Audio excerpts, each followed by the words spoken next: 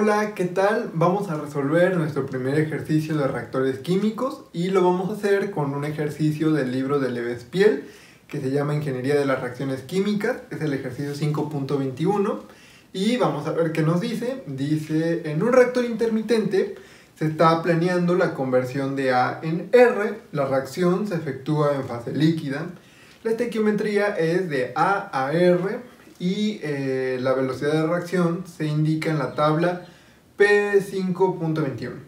Calcular el tiempo que ha de reaccionar cada carga al reactor para que la concentración disminuya de CA0 igual a 1.3 moles por litro a CAF igual a 0.3 moles por litro. Y ya ahí viene en la tabla P5.21 valores de CA versus menos RDA. Ok, lo leí así como merolico, pero hay que interpretar, hay que ver qué nos están pidiendo.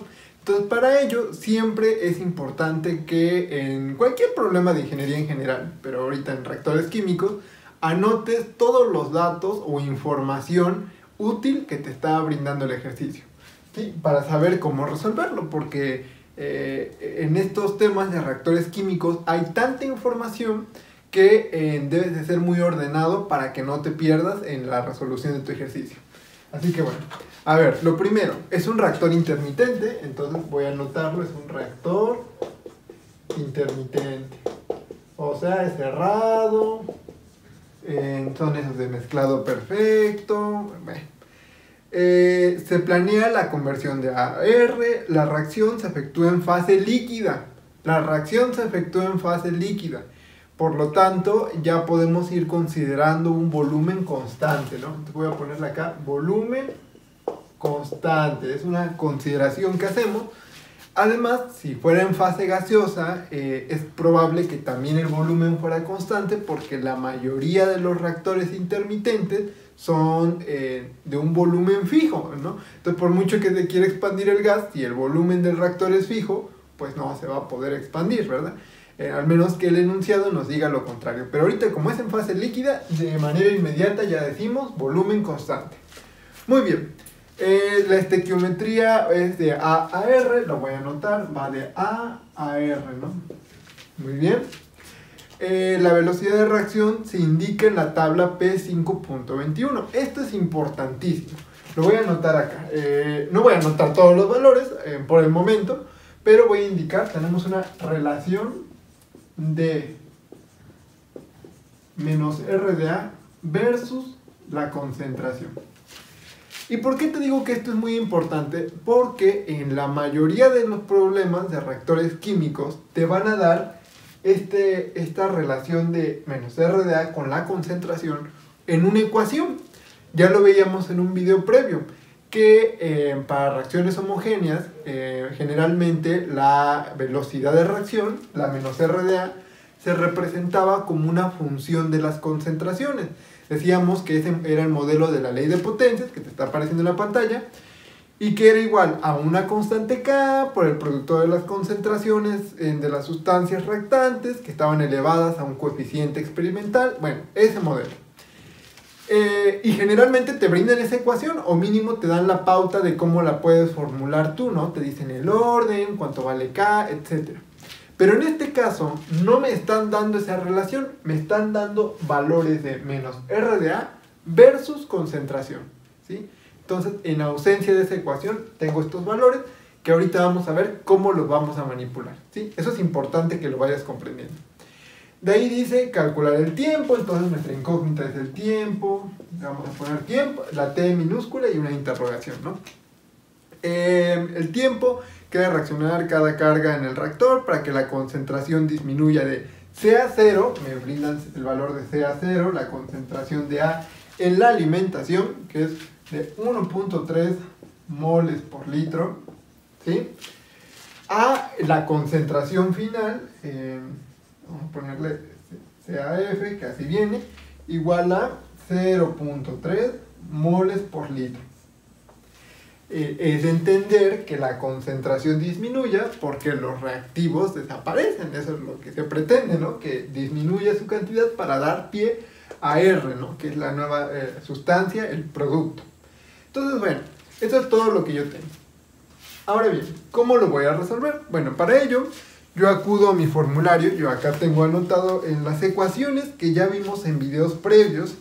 Si no tienes estas ecuaciones, te recomiendo que los veas. Te los voy a dejar el link a los videos en donde hablamos de las ecuaciones de diseño para los diversos reactores, incluidos en intermitente, y en general la lista de reproducción de reactores químicos, para que todas las fórmulas que hemos ido mencionando, ahorita que las vamos a aplicar en los ejercicios, ya las tengas a la mano, ¿no? Entonces, bueno, en el video veíamos varias de estas ecuaciones.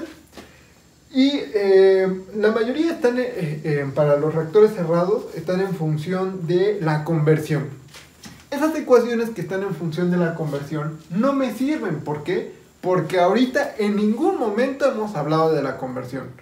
Me están pidiendo el tiempo, no la conversión. No me brindan el valor de la conversión. O sea, ahorita la conversión nadie se acordó de ella. Entonces, todas esas ecuaciones que están en función de la conversión no me sirven por el momento. ¿Cuál me puede servir entonces? Bueno, una que esté en función de la concentración, ¿no? Porque tengo valores de concentración. Entonces, esa era la otra variable que veíamos en un video pasado, mediante la cual se podía expresar en función en la ecuación de diseño de un reactor intermitente. Entonces, ¿cuáles tengo en función de la concentración? Bueno, tengo una para volumen constante. En el video ese decíamos que si el volumen fuera variable, indicábamos la pauta de cómo le haríamos para expresar la ecuación en función de la concentración, pero para volumen variable, ¿no? Pero en este caso no es necesario ponernos creativos, ya tenemos la ecuación tal cual para volumen constante, ¿no? Para esos casos teníamos dos, ¿no? Teníamos una forma diferencial que decía menos R da igual a menos dCA sobre dt. Y la otra que era la forma integral, que era simplemente integrar el tiempo, y ya te daba que el tiempo era igual a menos la integral de dCA sobre menos RDA. Esa es la que vamos a utilizar, porque ya está despejado el tiempo, que es lo que queremos. Entonces pues ya nos queda a la mano esa ecuación. T es igual a menos la integral de dCA sobre menos RDA. ¿Sí? Muy bien, ya tenemos nuestra ecuación de diseño.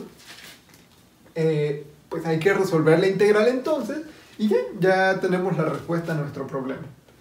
¿Cuál va a ser el detalle aquí? Bueno, decíamos que si yo tuviera a menos RDA en función de la concentración, con esa ecuación que decíamos del modelo de la ley de potencias, yo lo que tendría que hacer es sustituir esa ecuación aquí, donde está menos RDA, resuelvo la integral y listo.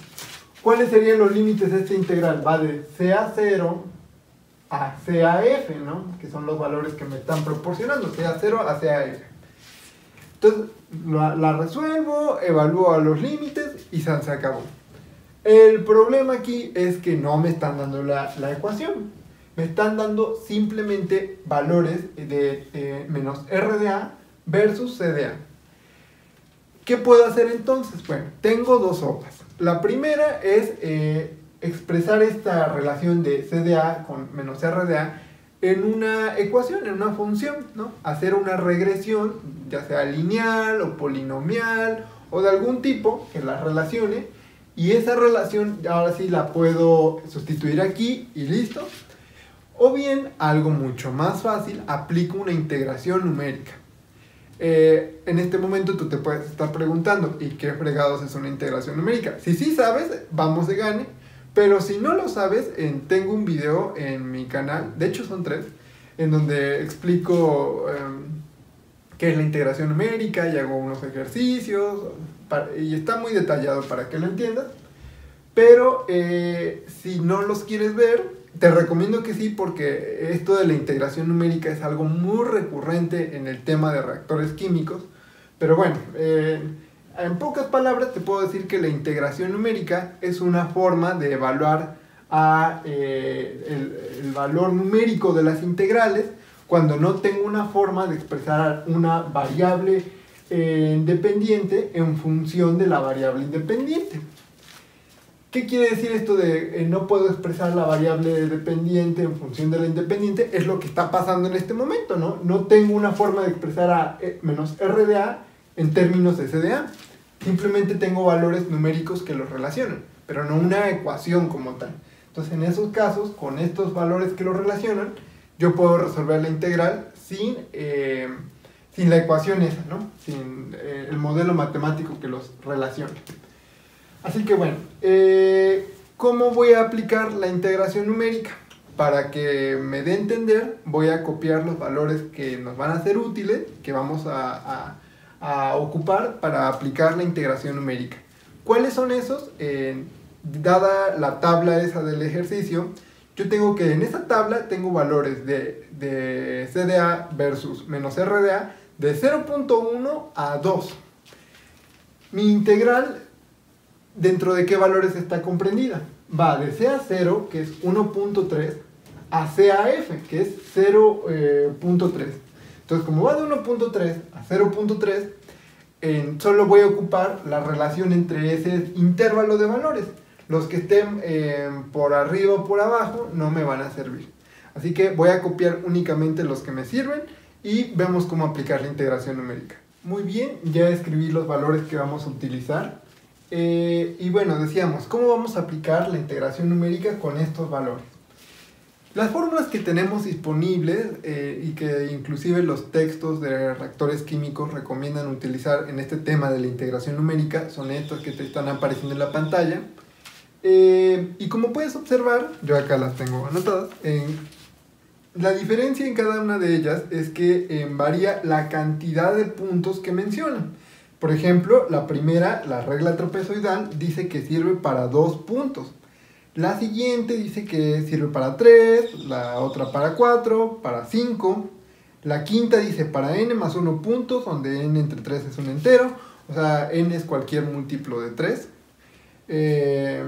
Y la 6 dice para n más 1 puntos, donde n es par. Por lo tanto, para una cantidad impar de puntos. O sea, para 101 puntos, para 91 puntos, para cualquier cantidad, pero impar de puntos. Muy bien, entonces tengo esas ecuaciones. ¿Cómo voy a saber cuál de todas ocupar? Bueno, en función de la cantidad de puntos que tenga. ¿Y cómo voy a saber cuántos puntos tengo? Bueno, los puntos van en función a el brinco, yo así le llamo, o poniéndonos matemáticamente hablando, el incremento o decremento que haya entre cada valor de la variable independiente. ¿Quién es la variable independiente? C de A, la del diferencial. Si acá el diferencial fuera X, bueno, la variable independiente es X, para que no te hagas bola. Entonces, yo veo los valores que tengo de la variable independiente, que es C de A, y veo cómo van cambiando de un lugar a otro. Por ejemplo, de aquí a aquí, ¿cómo cambia? Disminuye menos 0.3 unidades, ¿no? Porque está en 1.3 y baja a 1. Ojo, observa que las escribí en este orden de mayor a menor porque así va la integral. Va de 1.3 a 0.3, ¿sí? De 1.3 a 0.3. De 1.3 a 0.3. Por eso lo escribí en este orden, ¿sí? Porque así va la integral. Si fuera de 0.3 a 1.3, los hubiera escrito al revés. Muy bien. De 1 a 0.8, ¿cuál fue el cambio? El cambio fue de menos 0.2. De 0.8 a 0.7, ¿cuánto fue el cambio? Menos 0.1. Y en el resto se repite, menos 0.1. Ay, Dios mío, ya lo escribí mal. Menos 0.1, menos 0.1, menos 0.1. Muy bien. Voy a utilizar cuantos puntos pueda, siempre y cuando ese brinco, ese cambio, sea el mismo. Es decir, de 0.8 a 0.3, el cambio fue de menos 0.1, menos 0.1, menos 0.1. Por lo tanto, puedo utilizar todos esos valores en una sola. ¿Cuántos puntos tendría aquí entonces? 1, 2, 3, 4, 5, 6. Tengo 6 puntos. Voy a checar si tengo alguna fórmula para 6 puntos. Si no la tengo, ocupo una de 5. Si no hubiera de 5, una de 4. Y así me voy hasta que encuentre una. De las que tengo disponibles, En la 4 llega hasta 5 puntos. Yo necesito 6. En la fórmula 6 no me sirve porque dijimos que era para una cantidad impar de puntos. No me sirve. Y la 5, si tengo 6 puntos, n valdría 5 y 5 entre 3 no es un entero, entonces tampoco me sirve.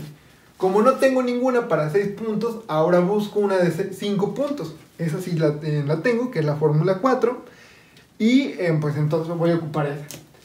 ¿Para qué puntos voy a ocupar eso? Bueno, me parece conveniente ocupar del 0.8 al 0.4 la de 5 puntos. Podría también haber tomado de 0.3 a 0.7 y es válido, ¿no? Y ya dejo solo estos dos, ¿no? Pero bueno, quise tomar de 0.8 a 0.4. No hay problema en teoría por cuál tomes, ¿no? Trata de tomar donde el cambio de esta sea más chiquito, ¿no? Pero bueno, en este caso el cambio es muy similar, entonces pues no pasa nada. Pude haber hecho lo inverso. Ahora bien, de aquí a aquí, que fue las que dejé así sobrando, voy a aplicar una de 2 puntos, que es la fórmula 1, me parece. De aquí a aquí, lo mismo, 2 puntos, voy a escribir así, 2 puntos, y de aquí a aquí lo mismo, 2 puntos, porque el cambio de aquí a aquí y de aquí a aquí es distinto, y listo. Aplicaría 4 integraciones numéricas. 1, 2, 3, 4. ¿Sí?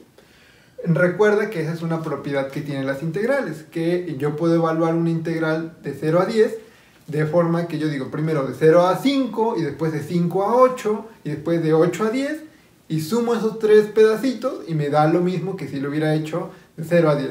Esa es una propiedad que tienen las integrales. Entonces yo sumo estos pedacitos, estas 4 integrales, y me van a dar la integral total. Muy bien, ya identifiqué en qué fórmulas voy a ocupar. Ahora, ¿cómo voy a utilizar estas fórmulas de integración numérica? Bueno, todas llevan una h. La h es el brinco.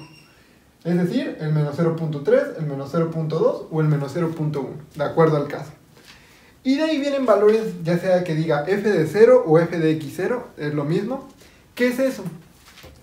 Es lo que valdría el argumento de la integral, fíjate bien, el argumento de la integral para el primer valor, ¿no? El valor 0, el primer valor. ¿Qué es el argumento de la integral? Todo lo que diga la integral menos el diferencial. Pero de ahí fuera es todo. En este caso, ¿cuál es el argumento? 1 menos r de a, ¿no? Eso es todo. Bien importante que no te confundas en que f de x es nada más la variable dependiente, es decir, nada más es menos r de a. No, f de x es todo el argumento. Por lo tanto, f de x es esto, 1 menos r de a. Entonces, yo voy a calcular 1 menos r de a para cada valor, ¿sí? Por ejemplo, aquí sería 1 sobre 0.045, 1 sobre 0.05 y así me iría, ¿no? Para cada valor. Una vez que ya lo tenga, voy a decir, por ejemplo, me dice la primera, para la de 2 puntos, me dice h sobre 2, ya dijimos que es h, por f de x0.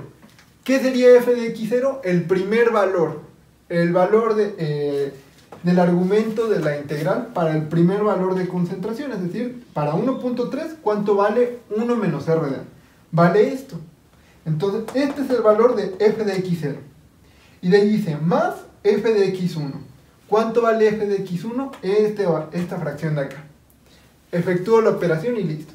Y así me voy. Para las demás, para la de 5 puntos, f de 0 sería este valor, f de 1, f de 2, f de 3, f de 4. Por eso es muy importante que las acomodes en el orden en el que van. Yo inicia en 1.3, termina en punto 3, ¿sí? Y pues listo, obtendrías el valor de cada integral, las sumas y listo. Y a lo que te desintegran, nada más le aplicas el menos de aquí, bien importante, y pues ya hallamos el valor del tiempo. Como puedes empezar a pensar en este momento, es mucha cuenta, ¿no? Entonces te puedes hacer bolas que no calculé bien 1 menos RDA, o lo redondeé mal, o lo metí mal a la calculadora. Entonces nos vamos a ir a Excel para hacer esta cuenta de una manera mucho más rápida y que no nos hagamos bolas. Así que vámonos a Excel.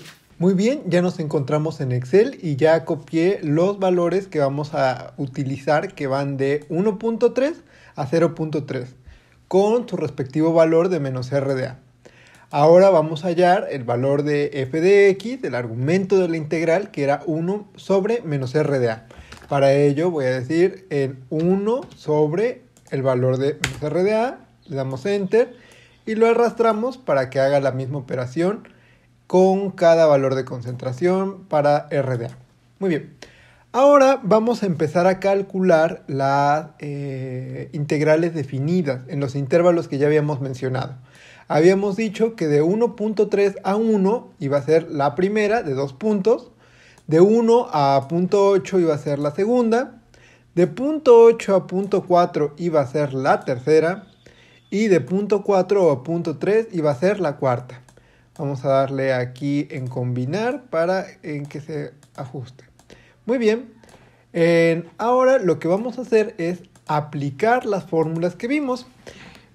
Iniciamos con este primer punto de 1.3 a 1. Es la de 2 puntos. ¿Qué nos dice la fórmula? Dice h sobre 2. ¿Cuánto vale h? Era 1, vamos a ponerlo en paréntesis, 1 menos 1.3 sobre 2 por el valor de f de x0, que sería el 22, más el valor de f de x1, que sería el 20. Le damos a cerrar y muy bien, tenemos el valor de la primera integral. Vamos a repetir lo mismo aquí. Esta va de 0.8 menos 1 entre 2 por el valor de f de x 0, que sería esta, más el valor de f de x1. Cierro el paréntesis y tengo el resultado de la tercera integral. Muy bien. Ahora voy a ocupar la fórmula de cuadratura de 5 puntos. ¿Qué me dice la fórmula? Dice h sobre 3. H pues ya no tiene caso que haga la resta, ya sé que vale menos 0.1 sobre 3 por el valor de f de 0. El primero es el 16, lo selecciono, más 4 de f1, vamos a ponerle acá, más 4 por f1, más 2 por el que sigue, más 4 por el que sigue, más f4, que sería este. Cierro el paréntesis y listo, tengo el valor de la tercera integral. Vámonos con la última. Vuelvo a aplicar la regla de 2 puntos.